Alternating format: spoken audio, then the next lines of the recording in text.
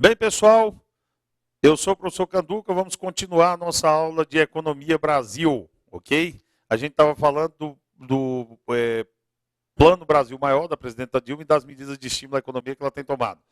Falamos então do Plano Brasil Maior, do PAC Equipamentos, e estamos falando agora falamos do programa de logística, da redução de energia, vamos falar agora do pacote de modernização dos portos. Bom, eu disse que em agosto de 2012 a presidenta Dilma criou uma empresa chamada EPL, Empresa de Planejamento e Logística, e essa empresa ela vai investir 133 bilhões em rodovias e ferrovias e mais 154 bilhões em portos. Os portos são a nossa prioridade, ok? Tanto é que os 54 bilhões previstos para os portos, eles devem ser empregados não em 25 anos, como nas estradas de ferrovia, mas em apenas 5. Para os próximos 5 anos, então, 54 bilhões para ampliar a capacidade de nossos portos, já que a gente está tendo engarrafamento de navio aqui no Brasil, tá bom? Olho aqui no nosso slide, vamos ver um resuminho da situação. Bom, o pacote de modernização dos portos, ele prevê investimento de 54,2 bilhões em portos no país. O governo anunciou no dia 6 de dezembro de 2012, investimentos de 54,2 bilhões de reais até 2017, está vendo? Até 2017, são nesses próximos 5 anos. Para o setor portuário, segundo o documento distribuído pela Secretaria Especial de Portos, que tem status de ministério, os novos aportes serão aplicados em arrendamentos e terminais de uso privativo. Os tais de TUP, terminal de uso privativo. A empresa vai poder construir um terminal para ela usar sozinha ou poder alugar para terceiros caso ela queira. 131 bilhões de reais em 2014, 31 bilhões devem ser investidos no ano que vem, e 2015, entre 2014 e 2015, 31 bilhões, e 23,2 bilhões de reais entre 2016 e 2017. O plano traz um novo marco regulatório para o setor portuário e promove a integração do transporte ferroviário, rodoviário e aquaviário para fazer o acesso aos terminais portuários, tá ok? É isto. Perdão. Bom, câmera aqui em mim um pouquinho, por favor. Vejam só. Então, em 2012, a presidenta Dilma tomou todas essas medidas, pessoal. Plano Brasil Maior, PAC Equipamentos, todos esses planos de logística, se bem que o planejamento da logística, as concessões estão começando só agora em 2013, redução de tarifa de energia, e sabe qual foi o resultado? Decepcionante. Decepcionante. No primeiro ano do governo dela, o PIB tinha sido de 2,7, e no segundo foi 0,9 de crescimento, cara. Que balde de água fria, depois de todo esse esforço. O que o governo alegou mais uma vez? A crise na Europa piorou, os Estados Unidos continuam sem sair do atoleiro, parou de piorar, mas continua sem crescer. Nosso maior parceiro comercial, a China, depende de exportar para os Estados Unidos e Europa. A China, já que a Europa e os Estados Unidos não crescem, a China não exporta para eles. Se a China não exporta para a Europa e Estados Unidos, ela compra menos matéria-prima de nós. O mercado interno brasileiro está saturado, o governo está estimulando, reduziu o IPI de um monte de coisa para a gente comprar, mas nós já estamos cheios de carneiro, não está adiantando. Então, o mar não está para peixe para ninguém. E esse gráfico que nós vamos ver no nosso slide aqui agora prova bem isso, pessoal, que realmente o mar não está para peixe. Nós vamos ver que principalmente os países emergentes, os chamados BRICS, Brasil, Rússia, Índia, China e África do Sul, que depois da crise de 2008 passaram a se destacar como uma espécie de nova locomotiva do mundo, estão tendo dificuldade para crescer. No ano passado, todos os BRICS cresceram menos do que no ano anterior, todos os 5. E dos BRICS, o Brasil é o que cresceu menos, tá ok? Dos 5 BRICS, o Brasil é o que cresceu menos. Vamos dar uma olhada aqui no nosso slide aqui, que eu vou mostrar para vocês, tá bom? Olha só. O PIB de 2012. O IBGE divulgou em março de 2013 um PIB de apenas 0,9% em 2012. E a batalha do crescimento, pessoal, está difícil, está complicada. Não é só para o Brasil, não. Olha aqui, no nosso gráfico nós temos esse gráfico aqui, a fonte dele é o FMI. Resultados do PIB de alguns dos principais países do mundo nos últimos anos. Aqui, em azul clarinho, no nosso gráfico ali, nós temos o ano de 2011. e em azul mais escuro 2012. Repare aqui, ó, a China é um dos BRICS. A China costuma crescer em torno de 10% ao ano. Ela cresceu em 2011 9,3%, em 2012 cresceu 7,8%. A China é um dos BRICS. Os Estados Unidos não são BRICS, vamos pular os Estados Unidos, vamos só nos BRICS por enquanto. Estados Unidos não é BRIC, vamos pular, a Alemanha também não é, vamos pular, o Japão não é, vamos pular. A Rússia é BRIC. Olha aqui, ó. Tá vendo? A setinha apontando para baixo no crescimento. Ó, a Rússia também. A Rússia tinha crescido 4,3%, cresceu menos, 3,6%. A Índia também é BRIC. Ó o tombo aqui da Índia, ó. De 7,9% para 4,5%. México não é BRIC, então vamos pular ele também. Mas a África do Sul é BRIC, ó. De 3,5% para 2,3%. E o outro último BRIC aqui, o Brasil, de 2,7% para 0,9%. Já tinha sido ruim em 2011 e piorou aqui. Repare que dos 5 BRICS, todo mundo está com o gráfico de crescimento apontando para baixo. Ó. Ninguém está para cima.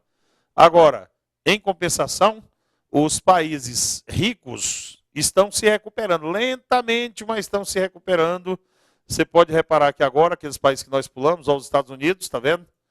Está ameaçando uma tímida recuperação. Tinha crescido 1,8% em 2011, foi para 2,3% agora, no ano passado. Mas por que teve esse crescimento maior? Porque foi ano eleitoral.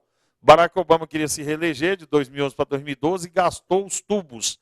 Sempre em ano eleitoral o governo gasta mais, o crescimento vem um pouco maior.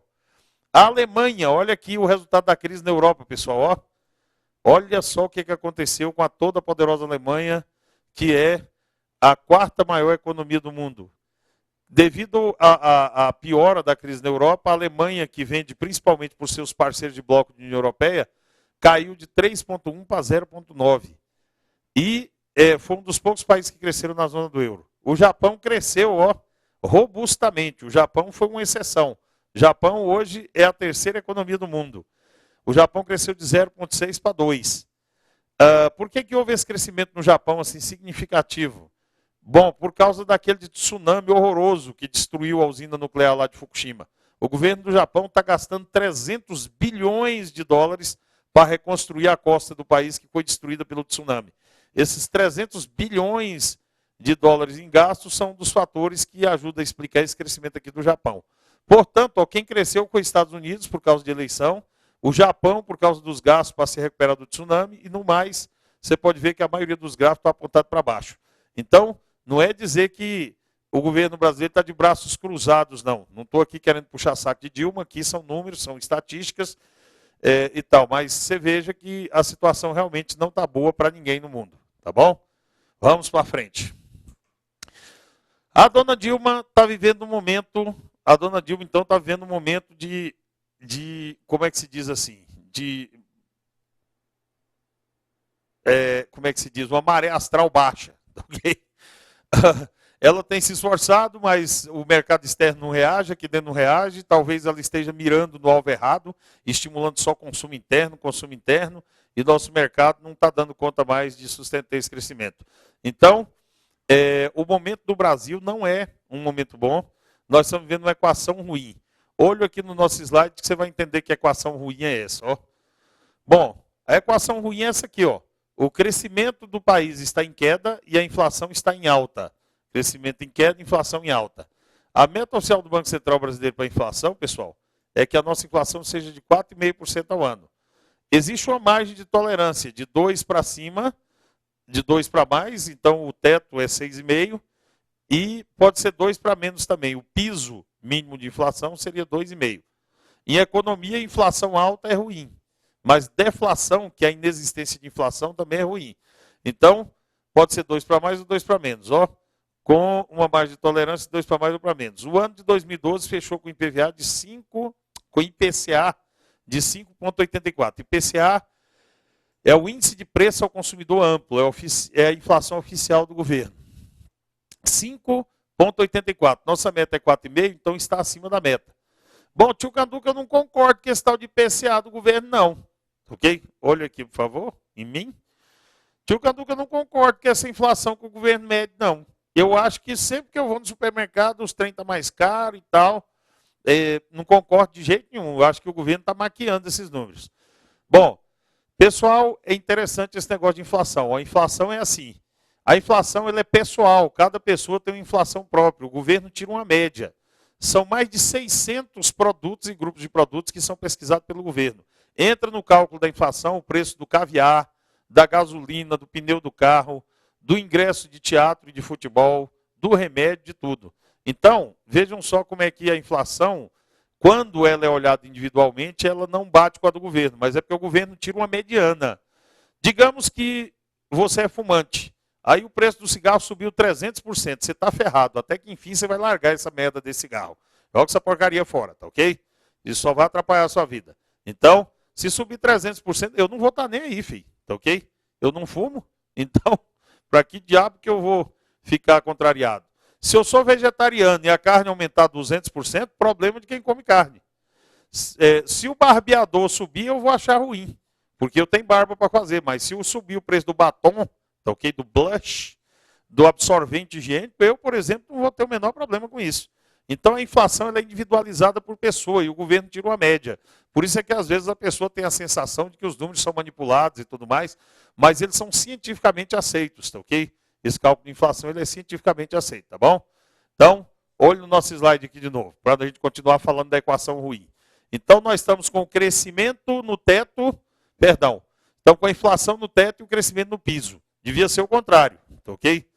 O crescimento devia estar no teto e a inflação no piso. Dívida pública.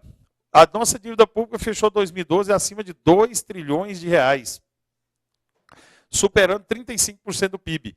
A meta de Dilma é trazer essa dívida para 30% do PIB. E o cenário não é dos melhores. O governo tem aumentado o gasto público para tentar acelerar a economia e tem adotado constantes medidas de renúncia fiscal. Tem saído mais dinheiro do que entrado nos cofres públicos, apesar da nossa ainda imensa carga tributária. Eu já havia falado disso anteriormente. E outra notícia ruim, que não anda, geralmente notícias ruins não andam sozinhas, é essa, ó. A balança comercial brasileira, apesar do dólar ter se desvalorizado, ela está em baixa. Nós iniciamos 2013 com a balança negativa. E só agora, neste mês de outubro, na primeira quinzena de outubro, a nossa balança voltou para o azul. Só que ontem eu estava escutando a Rádio CBN e no fechamento do mês, nós estamos hoje é dia 2 de novembro, essa gravação, nós estamos com o fechamento do mês, descobrimos que a primeira semana foi boa, mas a última não. Fechamos outubro no vermelho. O governo espera esse ano, tá ok? Fechar até dezembro, devido principalmente à exportação de produtos agrícolas, nós tivemos uma super safra, fechar com um saldo de 2 bilhões positivo na balança. Tá difícil a coisa, viu, pessoal? Porque a nossa balança, desde 99, que o Brasil não tem saldo negativo na balança comercial. Exporta mais e importa menos. Mas esse ano, não sei se nós conseguimos esses 2 bi que o governo está falando, não. Qual que é o grande problema hoje? É assunto assim que pode despencar em prova, principalmente concurso do MDIC, que está próximo agora. O que está fazendo nossa balança comercial ficar negativa? Nós perdemos a autossuficiência em petróleo. Em 2013, o Brasil já importou, olhe em mim aqui, por favor. Em 2013, o Brasil já importou 21 bilhões em petróleo e derivados. 21 bilhões de reais em petróleo e derivados. A conta do petróleo é que está fazendo a nossa balança ir para o buraco. Nós estamos exportando bilhões com a nossa super safra agrícola, mas na contramão estamos comprando bilhões e bilhões em petróleo e derivados, e isso é que está fazendo a nossa balança ir para o fundo do poço. Nossa salvação com algumas plataformas de petróleo, que são produtos de altíssimo valor agregado, que nós exportamos e que pode fazer nossa balança, então, ficar no positivo, tá bom? Vamos para adiante. Olha esse gráfico aqui, nosso slide. Isso aqui é a situação, era a situação do Brasil no primeiro trimestre de 2013. Ó. O comportamento do PIB e da inflação. No primeiro trimestre de 2012, a situação era essa aqui. Ó. Olha onde é que estava a inflação. Lá no teto. Isso aqui é a materialização daquela equação ruim. O acumulado dos 12 meses, tá, ok? De março de 2011 até março de 2012, no acumulado a inflação estava em 6,59. Tinha estourado o teto da meta, que é 6,50. Enquanto isso, o crescimento no primeiro trimestre foi de 1,2. Ele sazonalizado apontava para um crescimento de 1,2. Então, esse gráfico aqui mostra claramente aquela equação ruim. Ó. Inflação no teto crescimento no piso. Devia ser o contrário, devia estar invertida essa situação. Bem, e para encerrar, nós não podíamos encerrar com a má notícia. Temos uma boa notícia aqui para a dona Dilma. Ó. Nós estamos vivendo um paradoxo no Brasil, uma situação contraditória. Nós estamos com crescimento em queda e com emprego em alta. No final de 2012, o desemprego atingiu 4,7%. Cara, isso é histórico. Ó. No final de 2012, o desemprego atingiu 4,7% em dezembro, ou 5,5%, levando em conta a sazonalidade favorável de dezembro, um recorde de baixa. Segundo os mercados, olhe bem aqui, por favor. Segundo os mercados, um desemprego aqui no Brasil na faixa de 5,5% a 6% pode se chamar de pleno emprego. As pessoas que estão desempregadas só estão desempregadas porque estão escolhendo, não estão aceitando qualquer cargo, ou então estão trocando de um cargo para o outro. Mas o número de vagas corresponde ao da população economicamente ativa. Tá, ok? Portanto, a gente estaria vivendo pleno emprego no Brasil. Como é que se explica isso? Olhe no nosso slide aqui, olha só. Isso aqui é 2003, é o momento que Lula tomou posse, ó. Posse de Lula. O desemprego estava aqui, tá vendo? Em 12,4. Aí o Lula pegou e governou no primeiro mandato até 2006. Terminou 2006 aqui, ó. Ao final do primeiro mandato de Lula, o desemprego tinha caído de 12 para próximo de 10. Tá vendo? Caiu de 12 para 10. Aí aqui o governo lançou o PAC. Olha o efeito do PAC, ó. A oposição diz que o PAC não deu resultado, que o PAC foi uma fantasia do governo e tal, não sei o quê. Mas olha só, o PAC foi lançado a partir de 2007. Olha o que acontece com o emprego aqui, ó. Aqui termina o governo Lula, ó. Aqui começa, tá vendo? Começa o governo Lula, está em 12. Termina o segundo mandato de Lula, o desemprego está em 10. E daqui o desemprego, a partir do lançamento do PAC, ó, ele vem em queda. Aqui é a crise econômica, o desemprego deu uma estabilizada, a crise imobiliária americana, o desemprego aqui deu até uma subidinha, chegou a subir de 7,9 para 8,1, mas quando o governo Lula se encerrou, ele entregou para a Dilma com 6,7 de desemprego. E no primeiro ano e no segundo ano de Dilma, ela tem conseguido reduzir o desemprego, que baixou, chegou a 4,7, cara. Aqui, ó, 4,7 em dezembro de 2012. É estranho isso, ok? Por favor. É estranho isso. Como é que a economia está crescendo 2,7, 0,9 e o desemprego está caindo? Bom, pessoal, existem algumas explicações. Uma delas é o seguinte, o governo fez uma espécie de barganha com o empresariado. Eu protejo a indústria nacional, eu priorizo os produtos nacionais no Plano Brasil Maior, eu aumento os recursos do BNDES, eu desonero o PIS e COFINS da folha de pagamento desde que vocês não demitam. É praticamente isso. Os setores que tiveram redução de PIS e COFINS, né, eu reduzo o PIS, aliás, do IPI, produtos eletrodomésticos de linha branca, veículos, automotores, não sei o quê. O governo reduziu, mas em troca a indústria tem que manter o trabalhador empregado. E outro fator que explica também o desemprego baixo é que demitir no Brasil é muito caro. Se você manda um trabalhador embora sem justa causa, você vai ter que pagar uma indenização trabalhista imensa. Então o empresariado está evitando demitir, e isso é uma boa notícia, porque parece que o empresariado está com esperanças de que a economia cresça. Então, se ele demite e ele tem que contratar novamente, aí a situação é complicada. E ele pode não achar esse mesmo trabalhador que ele demitiu disponível no mercado, já que a oferta de emprego está bastante alta. Ok? Isso seria a explicação. Bom, e com isso encerramos o assunto Economia Brasil, pessoal. E dentro do mesmo tópico, economia, lá no edital eles não fazem diferenciação entre o que é economia Brasil e mundo, a gente só faz assim para facilitar o estudo. Nós vamos continuar esse nosso bloco falando da economia mundial.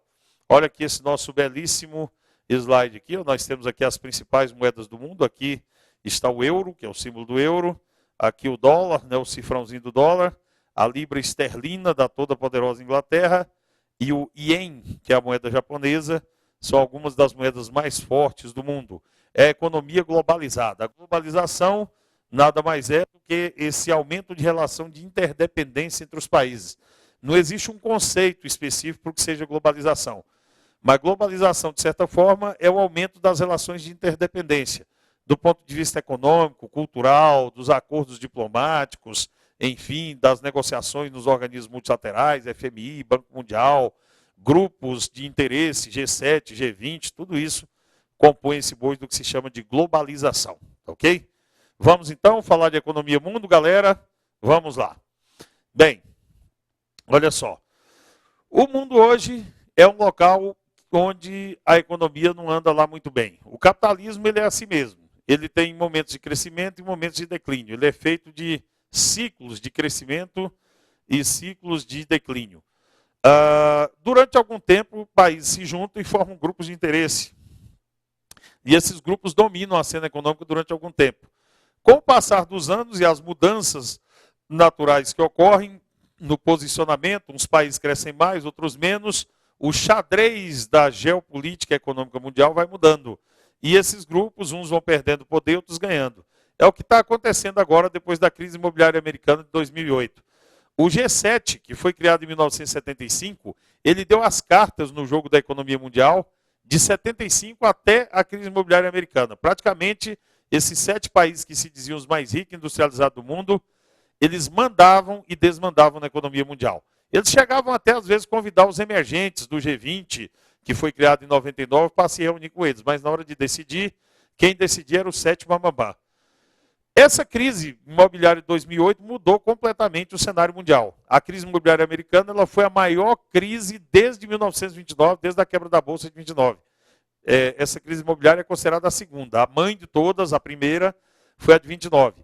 E essa foi a segunda maior do mundo. E só não foi maior do que a de 29, porque dessa vez os governos agiram e injetaram 16 trilhões de dólares na economia mundial, segundo cálculos da revista Carta Capital. Ok? Senão a catástrofe teria sido maior do que em 29. Bem, depois disso, essa crise foi tão grande e ela atingiu, ao contrário das outras crises anteriores do capitalismo, as crises anteriores já atingiam os países pobres em desenvolvimento. Todo mundo, quando tinha uma crise, corria atrás do FMI para pedir dinheiro emprestado, o Brasil, a Argentina, o México, a China, todo mundo. Nessa crise de 2008, quem foi atingido foram os ricões. O epicentro da crise foram os países ricos, Europa, Estados Unidos e tudo mais. E aconteceu o contrário. Esses países ricos vieram atrás dos emergentes e o FMI, inclusive, veio pedir dinheiro emprestado para o Brasil, para a China, para os BRICS. Hoje o Brasil é credor do FMI, cara. Ok? Credor. O FMI deve 15 bilhões para o Brasil. Desde que o FMI existe, ele foi criado em 45, logo no pós-guerra, o Brasil sempre foi devedor, agora nós somos credores. Vamos dar uma olhada aqui nesse slide, um resumo de como é que a geopolítica econômica mundial mudou depois da crise imobiliária americana. Olho aqui no nosso slide, por favor. Olha só. Nós temos aqui o chamado G7, ou G7 mais a Rússia, ou G8. Esse grupo dos 7 países mais ricos do mundo era um grupo informal de países. Ele foi criado em 75 por, inclusive, iniciativa do presidente francês na época, era o Valéry Giscard d'Estaing. Grupo informal de países, criado em 75, e que se auto-intitulava as 7 economias mais ricas e mais industrializadas do globo. Estados Unidos, Japão, Alemanha, França, Itália, Reino Unido, a gente chama de Inglaterra, mas na verdade a Inglaterra é uma parte só do Reino Unido. Na verdade o Reino Unido é composto de Inglaterra, Escócia, Irlanda do Norte e País de Gales. Reino Unido e Canadá, ok? Eram 7. E quando eles se reuniam, eles chamavam a Rússia. Depois que a União Soviética acabou, eles chamavam a Rússia. Esse grupo entrou em declínio após a crise de 2008. Bom, câmera aqui em mim, por favor. Bem, pessoal, por que quando o G7 se reunia, eles chamavam a Rússia, se a Rússia não era a 8ª maior economia do mundo? Tem uma explicação. A Rússia não era a 8ª economia do mundo, mas quando a União Soviética acabou, todo o arsenal nuclear da antiga União Soviética ficou para a Rússia. E o arsenal nuclear da Rússia ele é capaz de destruir a Terra várias e várias vezes, caso o presidente de lá resolva acionar esse arsenal. Então é por causa do poderio militar. Quando o G7 se reunia, eles chamavam a Rússia com medo do Vladimir ficar Putin. Eita, trocadilho infame, hein? Pelo amor de Deus. Bom, então... Então, vamos falar do G20. Esse G8 perdeu moral pra caramba. Perdeu a moral durante essa crise de 2008, porque foram eles que conduziram o mundo para essa liberalização comercial total, o tal dos subprimes nos Estados Unidos. A crise começou, o estopim da crise foram as hipotecas subprime americanas e tal, essa farra de títulos derivativos no mercado futuro, lastreados com hipotecas imobiliárias. E a farra acabou numa ressaca brutal. Essa galera do G7 referendava essa política de investimentos de alto risco. Então, com a crise, eles tiveram que vir atrás do G20. Olho aqui no nosso slide para a gente ver um resuminho do G20. G20 financeiro. O G20 financeiro, ele foi criado em 99 e foi refundado em abril de 2009, no auge da crise econômica mundial, que explodiu em setembro de 2008, para tentar encontrar saídas para a crise. Ok? Esse grupo já existia, ó, desde 99, só que existia assim. O G7, quando se reunia, chamava a galera do G20, os emergentes, para se reunir, só que os caras não apitavam nada, ficavam lá escutando. No final, o G7 é quem decidia. Agora, com o estouro da crise imobiliária americana em 2008, nós tivemos uma reunião histórica em Londres, em abril de 2009. Todo mundo se lembra dessa reunião, que refundou o G20. Foi aquela reunião em que o Obama ficou puxando o saco do Lula, disse que o Lula era o cara, era o político mais popular da Terra. Foi ali que houve a refundação do G20 financeiro, ok? Esse G20 financeiro, pessoal, ele é formado por 19 países ricos e emergentes, mais os países da União Europeia, ok? A União Europeia, ela tem 28 países, ok? Era 27, entrou a Croácia agora, a partir de janeiro, a partir de 1º de julho entrou a Croácia. É uma informação boa para cair em prova também, assim, hein? O último país que entrou na União Europeia, ó, a Croácia, agora a partir de 1º de junho. Então, tinha 27 países, agora são 28. Então, além de outros 19 países, os 28 da União Europeia também fazem parte. E quando esse G20 se reúne, o presidente do Banco Mundial e a diretora-gerente do FMI se reúnem junto com eles. Então, quando o G20 se reúne, não são só 20 países, são 19 países ricos e emergentes, mais os 28 da União Europeia, mais a diretora-gerente do FMI, que é a dona Christine Lagarde, primeira mulher a dirigir o FMI, e o presidente do Banco Mundial, que é um nipo-americano, que eu esqueci o nome do sujeitinho, é um caboclo do zóio empuxado, ele nasceu nos Estados Unidos, descendente de japonês. Olha só o poder do Grupo G20, ó. Juntos, os países membros representam cerca de 90% do Produto Nacional Bruto Mundial, do PNB mundial, 80% do comércio internacional, olha só, cara, 90% do Produto Nacional Bruto Mundial, 80% do comércio internacional e cerca de 2/3 da população do planeta. 66% da população do planeta. Hoje é esse grupo quem dá as cartas no jogo da economia global. Ok? Câmera em mim aqui, por favor. Bem, então, olha só. Esse G20, o Lula, quando voltou de lá de Londres, voltou que não cabia em si. Primeiro que o Obama puxou o saco dele, disse que ele era o cara mais popular da Terra, que ele era o cara, não sei o quê. E nessa reunião foi a reunião em que o FMI, pela primeira vez, pediu dinheiro emprestado para os países emergentes. O Brasil emprestou 15 bilhões, a Rússia emprestou não sei quanto, a China emprestou 40 e tal, e nós passamos, os países emergentes, a ser credores do FMI. Lula chegou aqui e, inclusive, chegou dizendo, companheiros e companheira, nós estamos chique, companheiro, nós estamos emprestando dinheiro para o FMI. Tá ok? Então, veja bem. Bom, minha imitação de Lula não é boa, não, mas só eu acho bom o dedo, né? O tal do dedo. Companheiros e companheira. Então, o Lula chegou aqui todo prós e tal e tudo mais, e realmente o patamar econômico mundial mudou. Pessoal, o G7 não decide mais o destino da economia mundial sozinho. As decisões agora passam pelo G20, e esse grupo ele é muito mais legítimo para decidir os destinos da economia mundial do que era o G7. Por que ele tem legitimidade? Porque são 66% dos habitantes do planeta. A China e a Índia, os 2 maiores formigueiros humanos do mundo, estão dentro desse grupo. Não são 7 países, são 40 e tantos, quase 50 países, mais o FMI, mais o Banco Mundial. Então, são 90% do Produto Nacional Bruto Mundial, 80% do comércio internacional. Então, a legitimidade se dá nesse sentido, tá ok? O G7 tinha legitimidade financeira, mas em termos de representatividade de população, não, tá ok? E hoje, na economia globalizada, é o G20 que está dando as cartas, tá bom? Então, vejam bem. Nós vamos encerrar esse nosso bloco por aqui e vamos para o último bloco de economia. Já estamos quase encerrando este assunto. No próximo bloco nós vamos falar de BRICS, PIGS, a crise na Europa, a crise americana. E por enquanto ficamos por aqui, viu, crianças? Então, um abraço a todos. Até daqui a pouco.